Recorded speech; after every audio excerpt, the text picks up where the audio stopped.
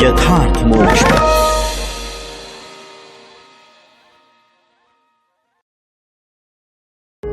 यथार्थ मोक्ष प्रस्तुत कर रहा है अतुल्य संपूर्ण महाभारत। श्री महाभारतम नलोपाख्यान पर्व 60वां अध्याय।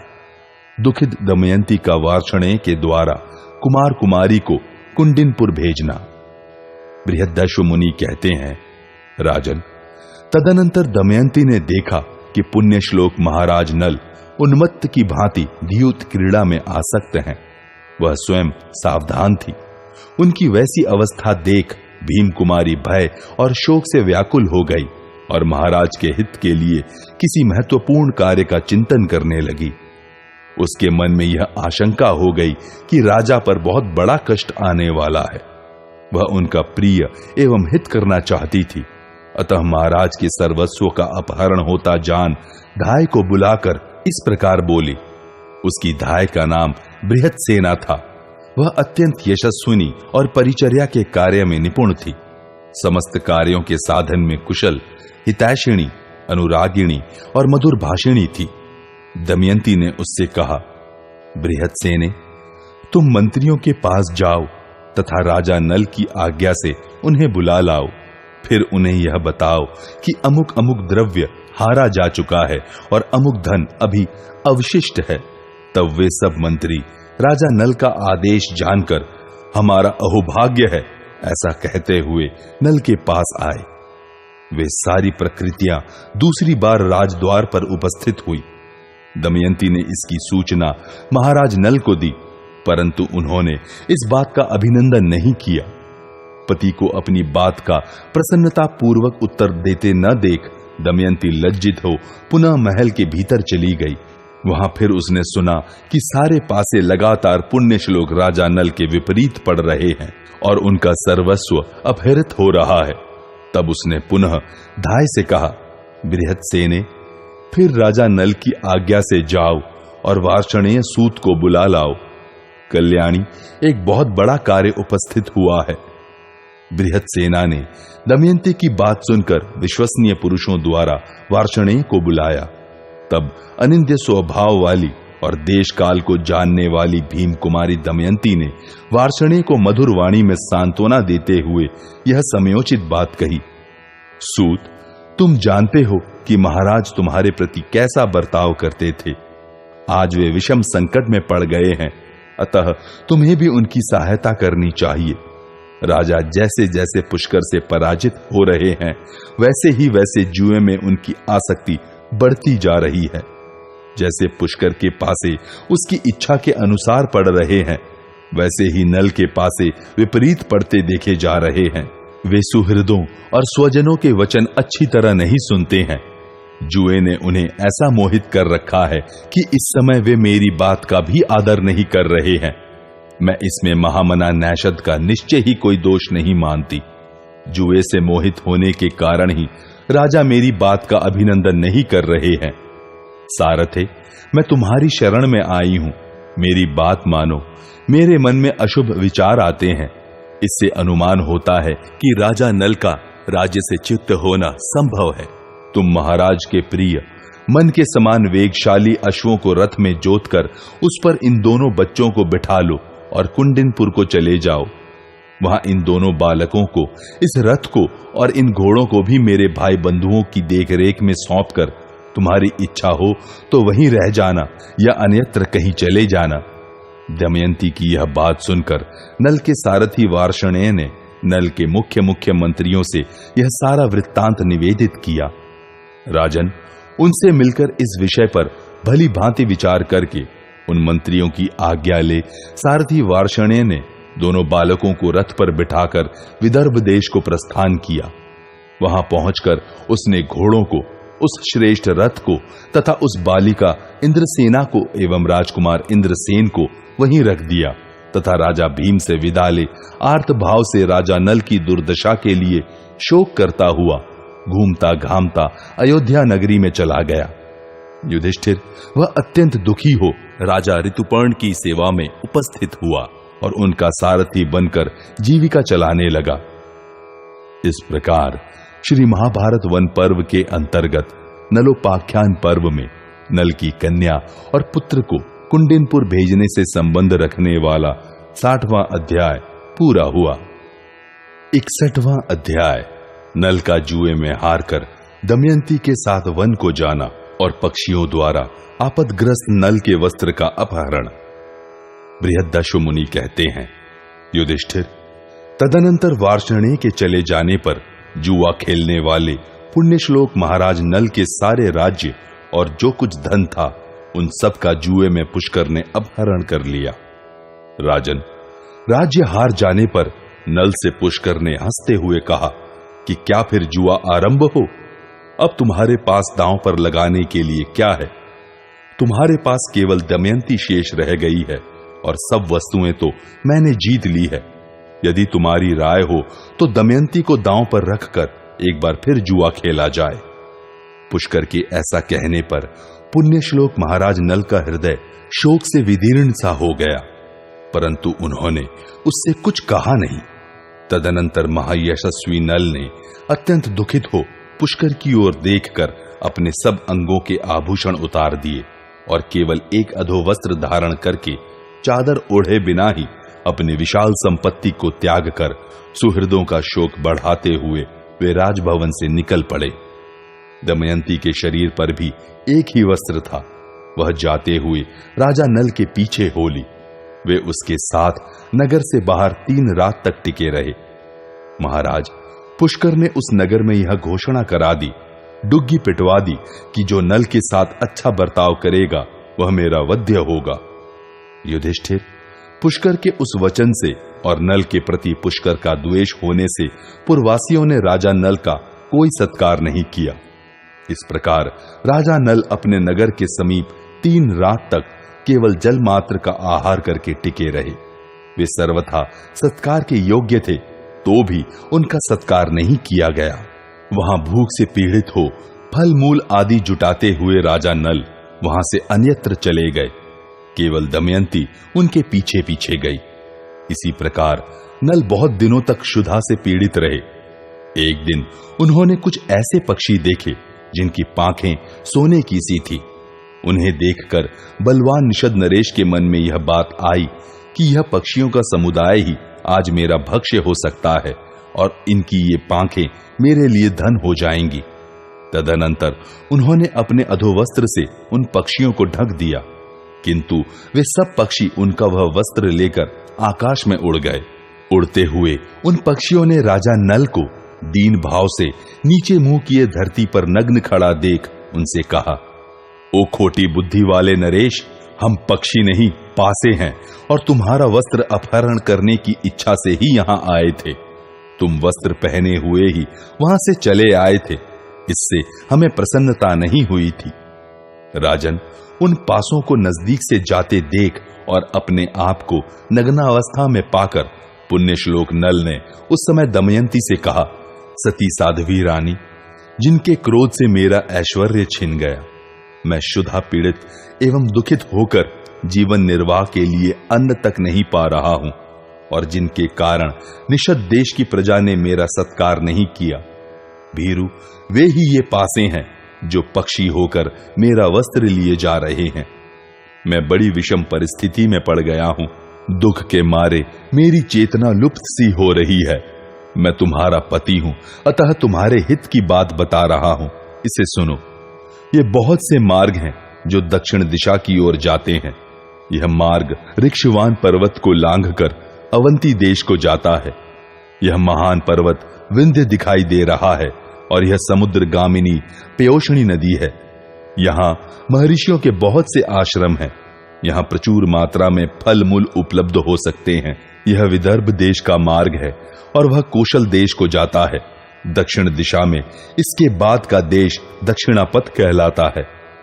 भारत राजा नल ने एकाग्रचित होकर बड़ी आतुरता के साथ दमयंती से ये बातें बार बार कही।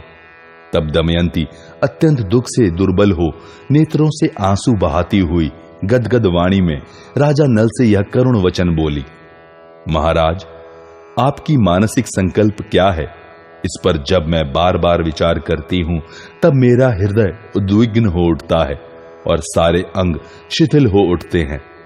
आपका राज्य छिन गया, धन नष्ट हो गया, आपके शरीर पर वस्त्र तक नहीं रह गया तथा आप भूख और परिश्रम से कष्ट पा रहे हैं। ऐसी अवस्था में इस निर्जन वन में आपको असहाय छोड़कर मैं कैसे जा सकती हूं? महाराज, जब आप भयंकर वन में थके मांदे भूख से पीड़ित हो अपने पूर्व सुख का चिंतन करते हुए अत्यंत दुखी होने लगेंगे, उस समय मैं सांत्वना द्वारा आपके संताप का निवारण करूंगी। चिकित्सकों का मत है कि समस्त दुखों की शांति के लिए पत्नी के समान दूसरी कोई औषध नहीं है। यह मैं आपसे सत्य कहती हूं। नल ने कहा, सुमध्यमा दमयंती, तुम जैसा कहती हो वह ठीक है। दुखी मनुष्य के लिए पत्नी के समान दूसरा कोई मित्र या औषध नहीं है। भीरू, मैं तुम्हें त्यागना नहीं चाहता, तुम इतनी अधिक शंका क्यों करती हो? अनिंदिते, मैं अपने शरीर का त्याग कर सकता हूं पर तुम्हें नहीं छोड़ सकता। दमयंती ने कहा, महाराज, यदि आप मुझे त्यागना नहीं चाहते तो विदर्भ देश का मार्ग क्यों बता रहे हैं? राजन, मैं जानती हूं कि आप स्वयं मुझे नहीं त्याग सकते, परंतु महीपते, इस घोर आपत्ति ने आपके चित्त को आकर्षित कर लिया है, इस कारण आप मेरा त्याग भी कर सकते हैं। नरश्रेष्ठ, आप बार बार जो मुझे विदर्भ देश का मार्ग बता रहे हैं, देवोपम आर्यपुत्र, इसके कारण आप मेरा शोक ही बढ़ा रहे हैं। यदि आपका यह अभिप्राय हो कि दमयंती अपने बंधु बांधवों के यहां चली जाए तो आपकी सम्मति हो तो हम दोनों साथ ही विदर्भ देश को चलें। मानद, वहां विदर्भ नरेश आपका पूरा आदर सत्कार करेंगे। राजन, उनसे पूजित होकर आप हमारे घर में सुखपूर्वक निवास कीजिएगा। इस प्रकार श्री महाभारत वन पर्व के अंतर्गत नलोपाख्यान पर्व में नल की वन यात्रा विषयक 61वां अध्याय पूरा हुआ। 62वां अध्याय राजा नल की चिंता और दमयंती को अकेली सोती छोड़कर उनका अन्यत्र प्रस्थान। नल ने कहा, प्रिय, इसमें संदेह नहीं कि विदर्भ राज्य जैसे तुम्हारे पिता का है वैसे मेरा भी है, तथापि आपत्ति में पड़ा हुआ मैं किसी तरह वहां नहीं जाऊंगा। एक दिन मैं भी समृद्धिशाली राजा था, उस अवस्था में वहां जाकर मैंने तुम्हारे हर्ष को बढ़ाया था और आज उस राज्य से वंचित होकर केवल तुम्हारे शोक की वृद्धि कर रहा हूं। ऐसी दशा में वहां कैसे जाऊंगा? बृहदश्व मुनि कहते हैं, राजन, आधे वस्त्र से ढकी हुई कल्याणमयी दमयंती से बार बार ऐसा कहकर राजा नल ने उसे सांत्वना दी, क्योंकि वे दोनों एक ही वस्त्र से अपने अंगों को ढककर इधर उधर घूम रहे थे। भूख और प्यास से थके मांदे वे दोनों दंपति किसी सभा भवन में जा पहुंचे। तब उस धर्मशाला में पहुंचकर निषद नरेश राजा नल वैदर्भी के साथ भूतल पर बैठे। वे वस्त्रहीन, चटाई आदि से रहित, मलिन एवं धूलि धूसरित हो रहे थे। दमयंती के साथ थक कर भूमि पर ही सो गए। सुकुमारी तपस्विनी कल्याणमयी दमयंती भी सहसा दुख में पड़ गई थी। वहां आने पर उसे भी निद्रा ने घेर लिया। राजन, राजा नल का चित्त शोक से मथा जा रहा था। वे दमयंती के सो जाने पर भी स्वयं पहले की भांति सो न सके। राज्य का अपहरण, सुहृदों का त्याग और वन में प्राप्त होने वाले नाना प्रकार के क्लेश पर विचार करते हुए वे चिंता को प्राप्त हो गए। वे सोचने लगे, ऐसा करने से मेरा क्या होगा और यह कार्य न करने से भी क्या होगा? मेरा मर जाना अच्छा है कि अपनी आत्मीया दमयंती को त्याग देना। यह मुझसे इस प्रकार अनुरक्त होकर मेरे ही लिए दुख उठा रही है। यदि मुझसे अलग हो जाए तो यह कदाचित अपने स्वजनों के पास जा सकती है। मेरे पास रहकर तो यह पतिव्रता नारी निश्चय ही केवल दुख भोगेगी। यद्यपि इसे त्याग देने पर एक संचय बना रहेगा, तो भी यह संभव है कि इसे कभी सुख मिल जाए। राजन, नल अनेक प्रकार से बार बार विचार करके एक निश्चय पर पहुंच गए और दमयंती का परित्याग कर देने में ही उसकी भलाई मानने लगे। यह महाभागा यशस्विनी दमयंती मेरी भक्त और पतिव्रता है। पातिव्रत तेज के कारण मार्ग में कोई इसका सतीत्व नष्ट नहीं कर सकता। ऐसा सोचकर उनकी बुद्धि दमयंती को अपने साथ रखने के विचार से निवृत्त हो गई, बल्कि दुष्ट स्वभाव वाले कलयुग से प्रभावित होने के कारण दमयंती को त्याग देने में ही उनकी बुद्धि प्रवृत्त हुई। तदनंतर राजा ने अपनी वस्त्रहीनता और दमयंती की एक वस्त्रता का विचार करके उसके आधे वस्त्र को फाड़ लेना ही उचित समझा। फिर यह सोचकर कि मैं कैसे वस्त्र को काटूं जिससे मेरी प्रिया की नींद न टूटे, राजा नल धर्मशाला में इधर उधर घूमने लगे। भारत इधर उधर दौड़ धूप करने पर राजा नल को उस सभा भवन में एक अच्छी सी नंगी तलवार मिल गई। उसी से दमयंती का आधा वस्त्र काटकर परंतप नल ने उसके द्वारा अपना शरीर ढक लिया और अचेत सोती हुई विदर्भ राजकुमारी दमयंती को वहीं छोड़कर वे शीघ्रता से चले गए। कुछ दूर जाने पर उनके हृदय का विचार पलट गया और वे पुनः उसी सभा भवन में लौट आए। वहां उस समय दमयंती को देखकर निषद नरेश नल फूट फूट कर रोने लगे। वे विलाप करते हुए कहने लगे, पहले जिस मेरी प्रियतमा दमयंती को वायु तथा सूर्य देवता भी नहीं देख पाते थे, वही आज इस धर्मशाला में भूमि पर अनाथ की भांति सो रही है। यह मनोहर हास्य वाली सुंदरी वस्त्र के आधे टुकड़े से लिपटी हुई सो रही है। जब इसकी नींद खुलेगी तब पगली सी होकर न जाने यह कैसी दशा को पहुंच जाएगी। यह भयंकर वन हिंसक पशुओं और सर्पों से भरा है। मुझसे बिछुड़कर शुभ लक्षणा सती दमयंती अकेली इस वन में कैसे विचरण करेगी। महाभागे, तुम धर्म से आवृत हो। आदित्य, वसु, रुद्र, अश्विनी कुमार और मरुदगण ये सब देवता तुम्हारी रक्षा करें। इस भूतल पर रूप सौंदर्य में जिसकी समानता करने वाली दूसरी कोई स्त्री नहीं थी, उसी अपनी प्रिया पत्नी दमयंती के प्रति इस प्रकार कहकर राजा नल वहां से उठे और चल दिए। उस समय कली ने इनकी विवेक शक्ति हर ली थी। राजा नल को एक ओर कलयुग खींच रहा था और दूसरी ओर दमयंती का सौहार्द। अतः वे बार बार जाकर फिर उस धर्मशाला में ही लौट आते थे।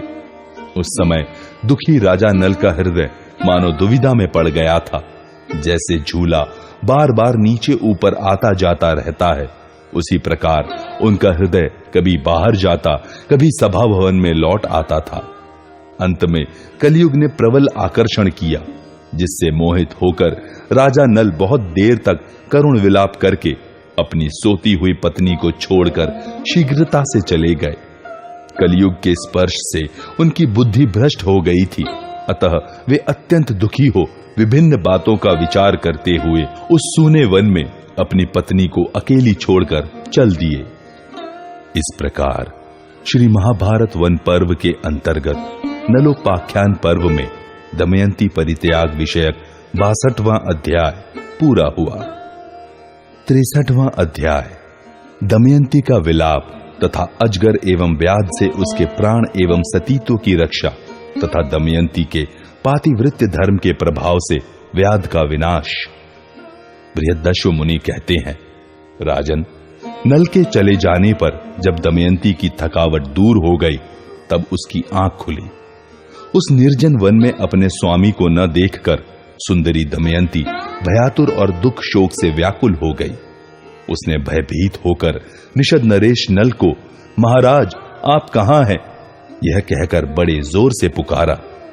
हा नाथ, हा महाराज, हा स्वामिन, आप मुझे क्यों त्याग रहे हैं? हाय, मैं मारी गई, नष्ट हो गई। इस जनशून्य वन में मुझे बड़ा भय लग रहा है। महाराज, आप तो धर्मज्ञ और सत्यवादी हैं, फिर वैसी सच्ची प्रतिज्ञा करके आज आप इस जंगल में मुझे सोती छोड़कर कैसे चले गए? मैं आपकी सेवा में कुशल और अनुरक्त भार्या हूं। विशेषतः मेरे द्वारा आपका कोई अपराध भी नहीं हुआ है। यदि कोई अपराध हुआ है तो वह दूसरे के ही द्वारा, मुझसे नहीं। तो भी आप मुझे त्याग कर क्यों चले जा रहे हैं? नरेश्वर, आपने पहले स्वयंवर सभा में उन लोकपालों के निकट जो बातें कही थी, क्या आप उन्हें आज मेरे प्रति सत्य सिद्ध कर सकेंगे? पुरुष शिरोमणे, मनुष्यों की मृत्यु असमय में नहीं होती, तभी तो आपकी यह प्रियतमा आपसे परित्यक्त होकर 2 घड़ी भी जी रही है। पुरुष श्रेष्ठ, यहां इतना ही परिहास बहुत है। अत्यंत दूरदर्श वीर, मैं बहुत डर गई हूं। प्राणेश्वर, अब मुझे अपना दर्शन दीजिए। निषद नरेश, आप दिख रहे हैं, यह दिखाई दिए। लताओं द्वारा अपने को छिपाकर आप मुझसे बात क्यों नहीं कर रहे हैं? राजेंद्र, मैं इस प्रकार भय और चिंता में पड़कर यहां विलाप कर रही हूं और आप आकर आश्वासन भी नहीं देते। भूपाल, यह तो आपकी बड़ी निर्दयता है। नरेश्वर, मैं अपने लिए शोक नहीं करती, मुझे दूसरी किसी बात का भी शोक नहीं है। मैं केवल आपके लिए शोक कर रही हूं कि आप अकेले कैसी शोचनीय दशा में पड़ जाएंगे। राजन, आप भूखे प्यासे और परिश्रम से थके मांदे होकर जब सायंकाल किसी वृक्ष के नीचे आकर विश्राम करेंगे, उस समय मुझे अपने पास न देखकर आपकी कैसी दशा हो जाएगी। तदनंतर प्रचंड शोक से पीड़ित हो, क्रोधाग्नि से दग्ध होती हुई सी दमयंती अत्यंत दुखी हो रोने और इधर उधर दौड़ने लगी। दमयंती बार बार उठती और बार बार विह्वल होकर गिर पड़ती थी। वह कभी भयभीत होकर छिपती और कभी जोर जोर से रोने चिल्लाने लगती थी। अत्यंत शोक संतप्त हो बार बार लंबी सांसें खींचती हुई व्याकुल पतिव्रता दमयंती दीर्घ निश्वास लेकर रोती हुई बोली, जिसके अभिशाप से निषद नरेश नल दुख से पीड़ित हो क्लेश पर क्लेश उठाते जा रहे हैं, उस प्राणी को हम लोगों के दुख से भी अधिक दुख प्राप्त हो। जिस पापी ने पुण्यात्मा राजा नल को इस दशा में पहुंचाया है, वह उनसे भी भारी दुख में पड़कर दुख की ही जिंदगी बिताए। इस प्रकार विलाप करती तथा हिंसक जंतुओं से भरे हुए वन में अपने पति को ढूंढती हुई महामना राजा नल की पत्नी भीम कुमारी दमयंती उन्मत्त हुई, रोती बिलखती और हा राजन, हा महाराज ऐसा बार बार कहती हुई इधर उधर दौड़ने लगी। वह कुररी पक्षी की भांति जोर जोर से करुण क्रंदन कर रही थी और अत्यंत शोक करती हुई बार बार विलाप कर रही थी। वहां से थोड़ी ही दूर पर एक विशालकाय भूखा अजगर बैठा था। उसने बार बार चक्कर लगाती सहसा निकट आई हुई भीम कुमारी दमयंती को पैरों की ओर से निगलना आरंभ कर दिया। शोक में डूबी हुई वैदर्भी को अजगर निगल रहा था, तो भी वह अपने लिए उतना शोक नहीं कर रही थी जितना शोक उसे निषद नरेश नल के लिए था। वह विलाप करती हुई कहने लगी, हा नाथ, इस निर्जन वन में यह अजगर सर्प मुझे अनाथ की भांति निगल रहा है। आप मेरी रक्षा के लिए दौड़कर आते क्यों नहीं हैं? निषद नरेश, यदि मैं मर गई तो मुझे बार बार याद करके आपकी कैसी दशा हो जाएगी। प्रभु, आज मुझे वन में छोड़कर आप क्यों चले गए? निष्पाप निषद नरेश, इस संकट से मुक्त होने पर जब आपको पुनः शुद्धि, बुद्धि, चेतना और धन आदि की प्राप्ति होगी, उस समय मेरे बिना आपकी क्या दशा होगी? निरपप्रवर, जब आप भूख से पीड़ित हो, थके मांदे एवं अत्यंत खिन्न होंगे, उस समय आपकी उस थकावट को कौन दूर करेगा? इसी समय कोई व्याध उस गहन वन में विचर रहा था। वह दमयंती का करुण क्रंदन सुनकर बड़े वेग से उधर आया। उस विशाल नयनों वाली युवती को अजगर के द्वारा उस प्रकार निगली जाती हुई देख व्याध ने बड़ी उतावली के साथ वेग से दौड़कर तीखे शस्त्र से शीघ्र ही उस अजगर का मुंह फाड़ दिया। वह अजगर छटपटाकर चेष्टा रहित हो गया। मृगों को मारकर जीविका चलाने वाले उस व्याध ने सर्प के टुकड़े टुकड़े करके दमयंती को छुड़ाया, फिर जल से उसके सर्पग्रस्त शरीर को धोकर उसे आश्वासन दे उसके लिए भोजन की व्यवस्था कर दी। भारत, जब वह भोजन कर चुकी तब व्याध ने उससे पूछा, मृगलोचने, तुम किसकी स्त्री हो और कैसे वन में चली आई हो? भामिनी, किस प्रकार तुम्हें यह महान कष्ट प्राप्त हुआ है? भरतवंशी नरेश युधिष्ठिर, व्याध के पूछने पर दमयंती ने उसे सारा वृत्तांत यथार्थ रूप से कह सुनाया।